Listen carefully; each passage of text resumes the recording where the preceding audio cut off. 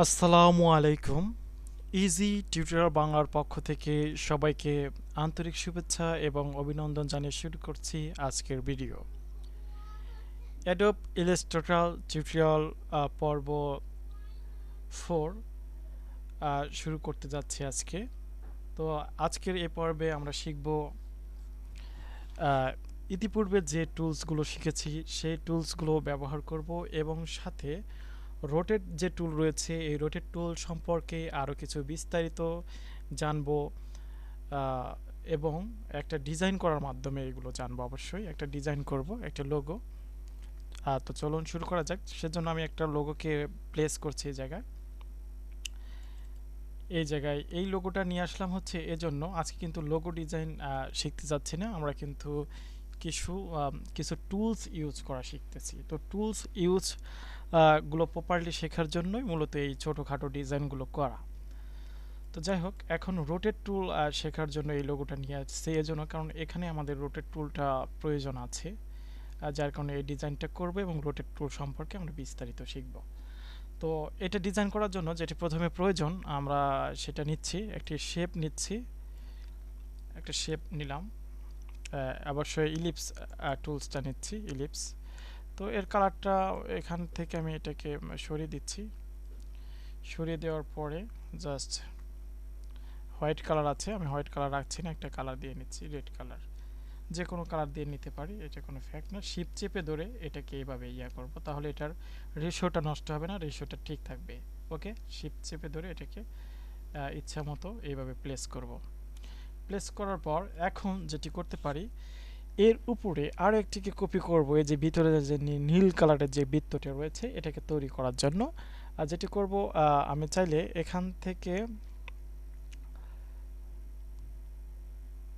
Object থেকে এটাকে copy করতে পারি। যাই হোক, অবজেক্টটা না, এটা সম্ভবত হ্যাঁ, এডিট থেকে কপি করতে পারি।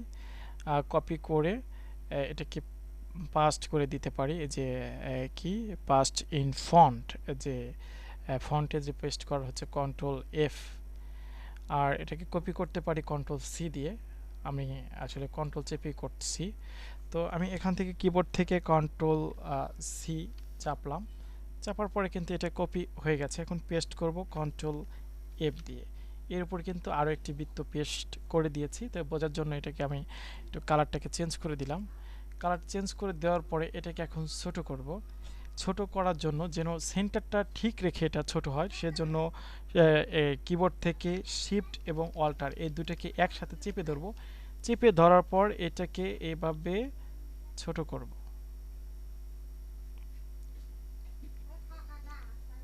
এটাকে এভাবে ছোট করে দিলাম। ওকে, এখন আমি চাইলে এটাকে আরও একটা কপি করতে পারি। এই ভিতরে এই যে সাদা অংশ, এটা ধরে নিলাম সাদা, এর ভিতরে আরেকটা অংশ হবে, আরেকটা সার্কেল হবে। বরাবরের মতো আবারও control C and control F paste করলাম এবং এইখানে আমি অন্য একটা কালার দিয়ে দিচ্ছি। এখন যে কালার দিই না কেন এই কালারগুলো কিন্তু রাখবো না, পরবর্তীতে সঠিক কালার ইউজ করব, আগে শেপটা নিয়ে আসি আর কি। ওকে, এবার শিফট এবং অল্টার চেপে এটাকে আবারও ছোট করে দিলাম।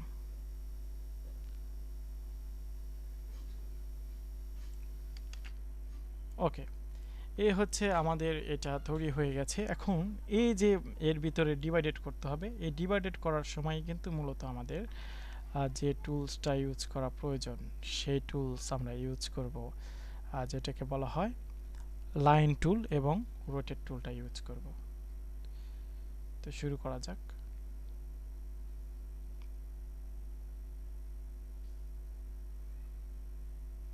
এই জায়গা থেকে ধরলাম, এই যে পয়েন্ট থেকে, এখানে আমরা মাউস নিয়ে গেলে একটা অ্যাঙ্কর পয়েন্ট পাবো, এই পয়েন্ট থেকে ধরবো, লাইন টুলটা এইভাবে টানবো, শিফট চেপে ধরে টানবো যাতে এটা সোজা হয়। একদম শিফট চেপে ধরলাম, ধরে এটিকে ছেড়ে দিলাম। ছেড়ে দেওয়ার পর এটি সিলেক্ট থাকা অবস্থায় আমরা রোটেট টুলে চলে যাব। তার পূর্বে দেখে নেব আমরা কয়টা, 1 2 3, এই পুরো সার্কেলটাকে 3 ভাগে ভাগ করব। রোটেট টুল নিলাম, নেওয়ার পরে আমরা এই যে সেন্টার দেখতে পাবো, এই সেন্টারে অল্টার চেপে তারপর এই সেন্টারে ক্লিক করব, একদম সেন্টারে একটা ক্লিক করলাম। ক্লিক করার পর আমরা যেটি করব, এখানে টোটাল যে ডিগ্রি হচ্ছে আমাদের 360 ডিগ্রি, 360, এই ডিগ্রিটাকে আমরা ভাগ করব। কয় ভাগে ভাগ করব? 3 ভাগে। 3 ভাগে ভাগ করে জাস্ট কপিতে ক্লিক করব, তারপর কন্ট্রোল ডি দিব। তাহলে আমাদের কিন্তু এটা 3টা হয়ে গেছে, দেখা যাচ্ছে না, এই একটা, দুইটা, 3টা। এখন কিন্তু যদি এইভাবে আমরা ধরি, ধরার পরে এরকম একটা শেপ পাবো। এখন আমরা শেপ বিল্ডার টুলটা, মানে শেপ বিল্ডার যে টুল আছে সেই টুলসটা ইউজ করব। তো এই জায়গায় একটা ক্লিক করলাম, এখানে একটা কালার দিয়ে নিই, সবচেয়ে বেটার হবে, ভিন্ন একটি কালার দিয়ে নিচ্ছি, সাপোজ এটা দিয়ে তারপরে শেপ বিল্ডার টুল দিয়ে এই জায়গায় ক্লিক করলাম, এই জায়গায় ক্লিক করলাম, এই জায়গায় ক্লিক করলাম, এখানেও একটা ক্লিক করলাম, এখানেও একটা ক্লিক করলাম, সবগুলো এক কালার হয়েছে, কোনো প্রবলেম নাই। আর যে বাইরের যে অতিরিক্ত অংশগুলো এগুলোকে ডিলিট করার জন্য অল্টার চেপে ডিলিট করলাম, অল্টার চেপে ডিলিট করে দিলাম, অল্টার চেপে ডিলিট করে দিলাম। এখন এই জায়গাগুলোতে আমার সঠিকভাবে সঠিক কালারটা অ্যাপ্লাই করলে কিন্তু আমাদের ডিজাইনটা হয়ে যাবে। এখন সঠিক কালার সঠিক জায়গায় অ্যাপ্লাই করার জন্য জাস্ট একটু দূরে চলে গেলাম, দূরে চলে গিয়ে একটু করলাম, এই যে কি আইড্রপার টুলটা নিয়ে নিলাম, নেওয়ার পরে এখান থেকে কালার নিলাম এবং কালার অ্যাপ্লাই করার জন্য অল্টার চেপে এই জায়গায় অ্যাপ্লাই করলাম, এখান থেকে কালার নিলাম, অল্টার চেপে কালারটা অ্যাপ্লাই করলাম, এখান থেকে কালার নিলাম, অল্টার চেপে কালারটা অ্যাপ্লাই করলাম। এরপরে এখানে আছে হোয়াইট কালার, এখান থেকে কালার নিলাম, এই জায়গায় কালারটা অ্যাপ্লাই করলাম, এই জায়গায় অ্যাপ্লাই হবে। আচ্ছা, আবারও এখান থেকে হোয়াইট কালার নিলাম এবং এই জায়গাতে অ্যাপ্লাই করলাম এবং ভিতরে একটা ব্লু কালার এই জায়গায় অ্যাপ্লাই করে দিলাম। এই হচ্ছে গুগল ক্রোমের লোগোটা আমরা তৈরি করলাম। পাশাপাশি আমরা কি শিখলাম? এই রোটেট টুল, রোটেট টুলের মাধ্যমে আমরা কি করতে পারি, আমরা পুরো একটি সার্কেলকে ডিভাইডেড করতে পারি, মানে পুরো রোটেটটাকে ডিভাইডেড করতে পারি, মানে ভাগ করতে পারি। যেমন 360 ডিগ্রিকে আমি 3 দিয়ে ভাগ করে কিন্তু এটা করলাম। এই ডিভাইডেডটাকে আমি অন্য কাজেও লাগাতে পারি। এখন অন্য কিছু তৈরি করব, তো এটাকে ধরলাম, ধরে এটাকে গ্রুপ করলাম। ওকে, এটাকে গ্রুপ করেছি। ওকে, রোটেট টুলটাকে ভালোভাবে বোঝার জন্য আমি আরও কিছু কাজ করব। এটাকে শিফট চেপে একটু ছোট করে এই জায়গায় রেখে দিলাম। যাই হোক, রেখে দেওয়ার পরে এখন যে কাজটা করতে পারি, এখন এখান থেকে আমি শেপ একটা ইলিপস টুল নিলাম, ইলিপস টুল নেওয়ার পরে এটাকে এইভাবে শিফট চেপে এই জায়গায় রাখলাম।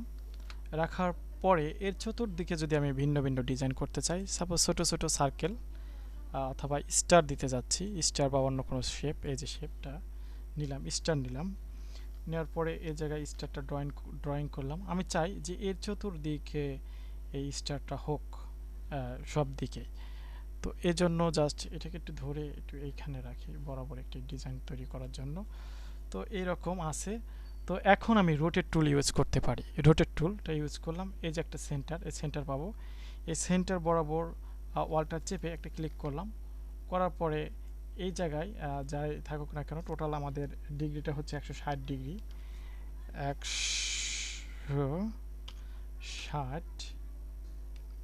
360 ডিগ্রি, 360 ডিভাইডেড আমি কতটা স্টার এই সার্কেলকে ঘিরে দিতে চাচ্ছি। সাপোজ যদি আমি 10 দিই, 10, তাহলে 10টা স্টার এই সার্কেলকে ঘিরে তৈরি হয়ে যাবে কপিতে ক্লিক দেওয়ার পরে। আচ্ছা, এখন কন্ট্রোল ডি দিতে হবে, সরি এটা সিলেক্ট রাখিনি, ভুল হয়ে গেছে। স্টারটা সিলেক্ট থাকা অবস্থায় আমি রোটেট টুলে চলে গেলাম, চলে যাওয়ার পরে এই জায়গায় সেন্টারে মাউসের ইয়াটা রেখে ওয়ালটার চেপে ধরে একটা ক্লিক করলাম। ক্লিক করার পর এখানে 360 ডিভাইডেড 10। ওকে, এখন কপিতে ক্লিক করলাম। এবার যদি আমি কন্ট্রোল ডি প্রেস করি, কন্ট্রোল ডি, এখন কিন্তু পুরা 10টা স্টার আছে এবং সমান সমান দূরত্বে এই সার্কেলকে কেন্দ্র করে, এটা হচ্ছে কেন্দ্র। তো রোটেট টুলটা হচ্ছে কোনটাকে কেন্দ্র করে রোটেট হবে সেটা, সেই জায়গাতে আমরা ক্লিক দিব, যে জায়গাতে ক্লিক দিব ওই জায়গাকে কেন্দ্র করে কিন্তু রোটেট হবে। তো এই হচ্ছে রোটেট টুল। রোটেট টুলের মাধ্যমে এভাবে আমরা সুন্দর সুন্দর কিছু ডিজাইন তৈরি করতে পারি। তো এখানে একটু কালারটা চেঞ্জ করে দিই, ভিন্ন কালার দিয়ে দিই, এরকম কালার অথবা রেড হ্যাঁ, রেড কালার দিলাম। আহ, তো এই হচ্ছে রোটেট টুলের ব্যবহার। তো নেক্সটে আরও ডিজাইন করার সময় আরও শিখবে এবং আদার্স অন্য অন্য টুলসও শিখব। তো এই ছিল আজকের ভিডিও। পরবর্তী ভিডিও দেখার আমন্ত্রণ জানিয়ে এখানেই শেষ করছি। আল্লাহ হাফেজ।